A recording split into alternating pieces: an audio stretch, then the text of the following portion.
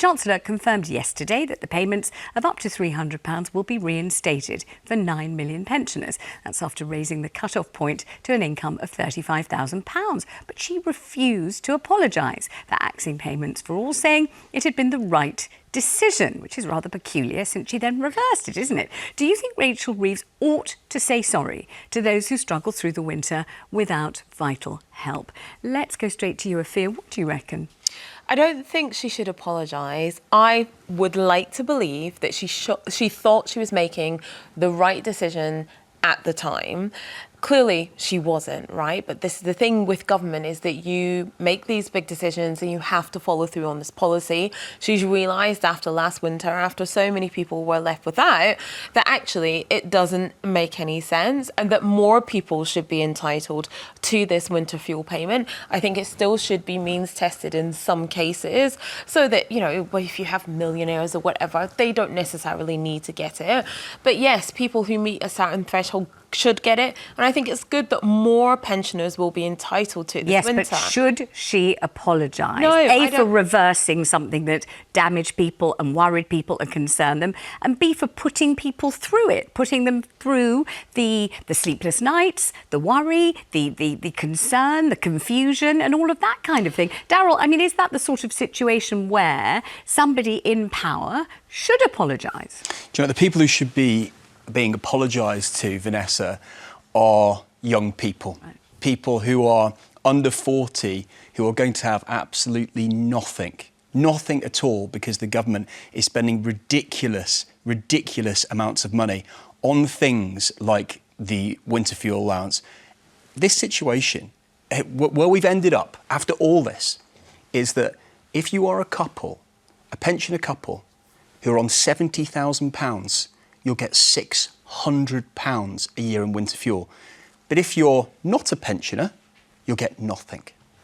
You might say she should apologise for that. Well, she should apologise, because what she's doing is accumulating the debt to younger generations. We live in a world where there's a triple lock pension that is costing billions, £10 billion a year, the triple lock. We've got a world now where older people are going to get this to heat their homes, but not younger people who might need it. And I just think we've ended up in a complete mess. The people who are going to pay for this are the people whose debt is going to have to pay it back in the end. Let's bring in radio host Russ Williams. Russ, what do you think about this? Do you think this is the perfect moment for the Chancellor, A, to be courteous and polite, which is what we all do? If you bump into someone with your supermarket trolley, you say, "I'm so sorry, I'm awfully sorry." If you interrupt someone inadvertently, you apologise, "I'm terribly sorry." You do something like this, which messes with the equilibrium, the tranquility, the serenity of millions of pensioners, and then you blithely change your mind and don't say you're sorry for what you put them through. Is that all right? Well, no, of course it's not, Vanessa. I mean, you are a paragon of virtue, and I'm sure you don't make mistakes, but I make most many of us mistakes, do. But I hope I apologise when I do, especially if I realise I was wrong, to the point where I have to reverse what I've done because I was so wrong. I hope that I have at least some kind of humility, some kind of grasp of what I've done that was a mistake. And if you make a mistake, I was brought up, you make a mistake, you say you're sorry.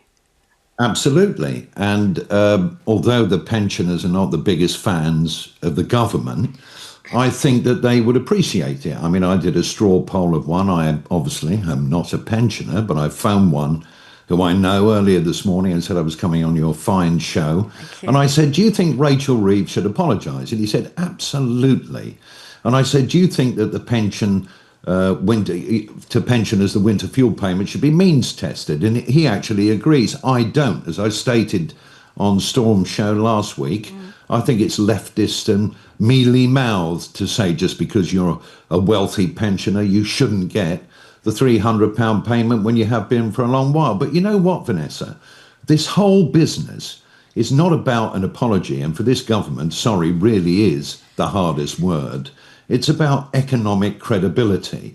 And Rachel Reeves said yesterday she wouldn't apologise, and she should have done. She said the reason we're reinstating it, without telling us, incidentally, how she's going to pay for it, we've got to wait until October for that, is that the economy is on the up and up. Well, that is the biggest load of baloney that I think most of your viewers would agree with me, the economy is not on the up and up. It's quite the reverse. And if you remember as well, this is a crucial point. We were told 9 or 10 months ago that they had to stop pensioners' winter fuel payments. Otherwise, there would be a run on the pound. Now, no credible, economically literate government would ever say something like that in public. Well, I tell you what might cause a run on the pound. It's not reinstating this. It's actually gaslighting the markets. They've done it to the British people, but you cannot gaslight the markets. And we're in so much debt. And it was interesting to hear your guest there talking about, Rick, yeah. you know, Young people. billions on that. Well, that's fair enough. But we need Dogue in this government because they tell us they've got no money for anything, the pensioners first and foremost. But all of a sudden they're rustling up cash here, there and everywhere. And what they're doing is they're borrowing it. They're putting us as a nation further in debt. They should apologise. It's good it's coming back. But for me, it should be across the whole of the pensioners in this country. Russ, and thank I you think very it's much. partial. Russ Williams, thank you. Appreciate your point of view. So you hear us set out his stall very clearly indeed. And there are numerous things for which he feels the Chancellor ought to apologise.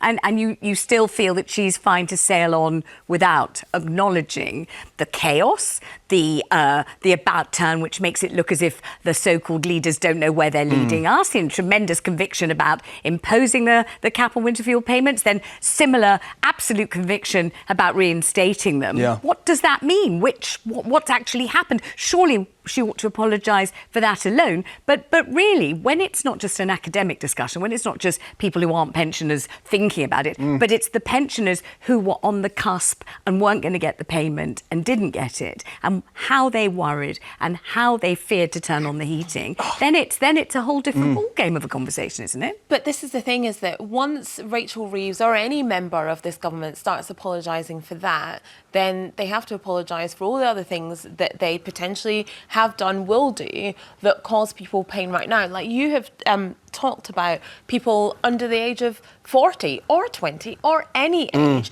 that might earn under 35k or under, that won't get any help paying for their fuel in winter. Yeah.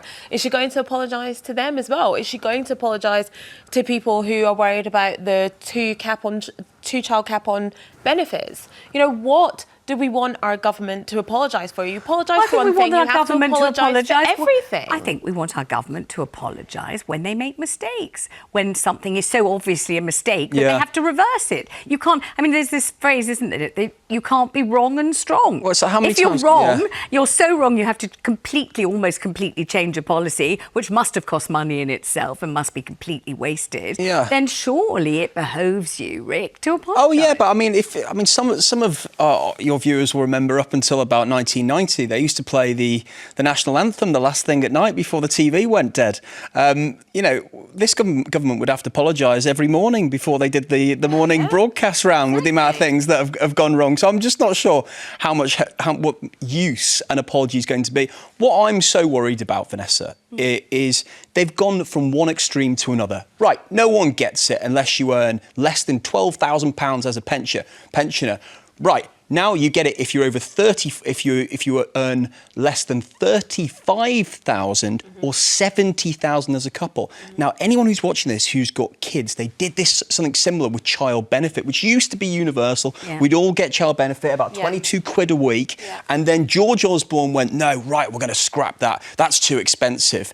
And then they brought in these harsh lines of £50,000, whereas you could have one parent who earns 51,000 and it was cut. You could have two parents on 49,000 and you get the lot.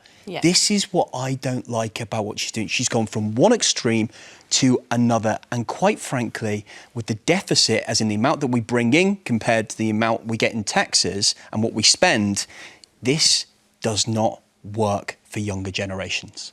And yet you hear, I had a caller to Jeremy's show this morning saying, God, my wife and I don't get 35,000. He said we get less than half of that. We're both pensioners. Yeah. What is this 35,000? It's a lot. I mean, it's because it's the average salary, isn't it? So that was the well, it's the average full-time salary. Yes. But it's an enormous amount of money if you're a pensioner. Like the pension. £700 a week. Well, compared to the average as a pensioner, it's a lot compared to what you get. And I just think you've already got the triple lock in place there. You got that guaranteed rise every single year in the triple lock. And you have this money at £70,000 as a couple. And yet there are people struggling on £20,000 who are not getting this. This is a shambles. Right, let's go to Julia. She's on the line in Warwickshire. Julia, do you think you're owed an apology? Should she have just, fronted it up and said, I'm terribly sorry, I miscalculated, we got that wrong, and I'm very sorry to anybody that I've plunged into despair or great worry over this?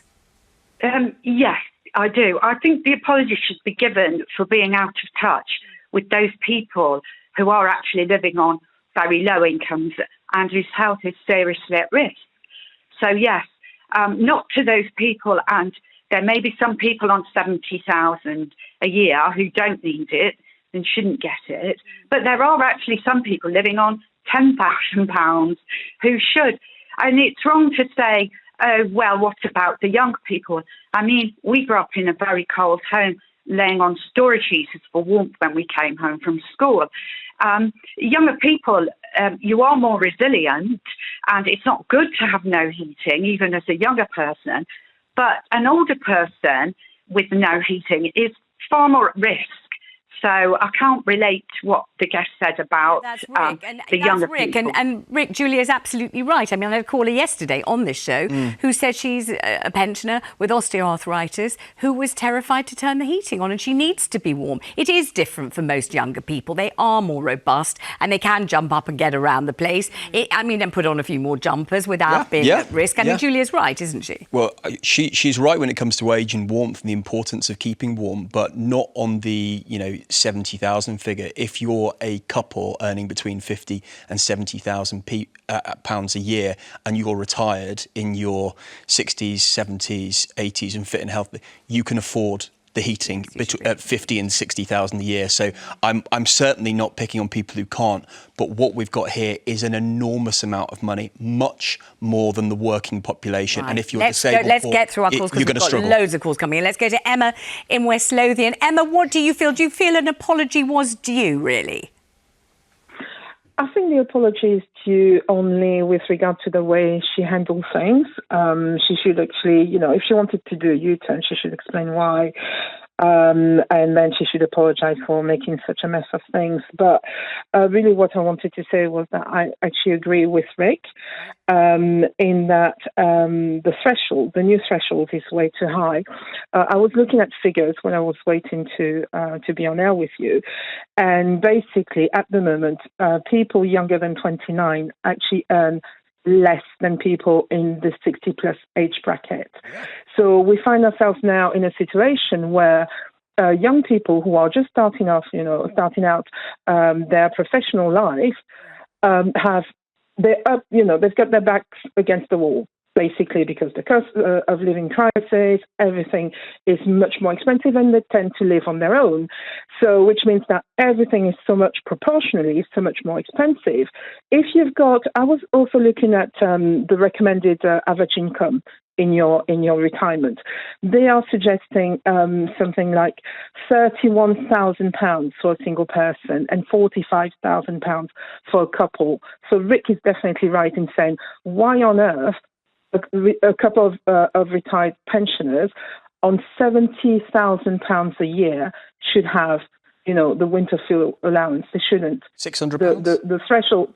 What was it? Yeah, £600. £600. Emma, thank you so much. Let's go to Cheryl. She's in Powys. Hi, Cheryl. Thanks for calling.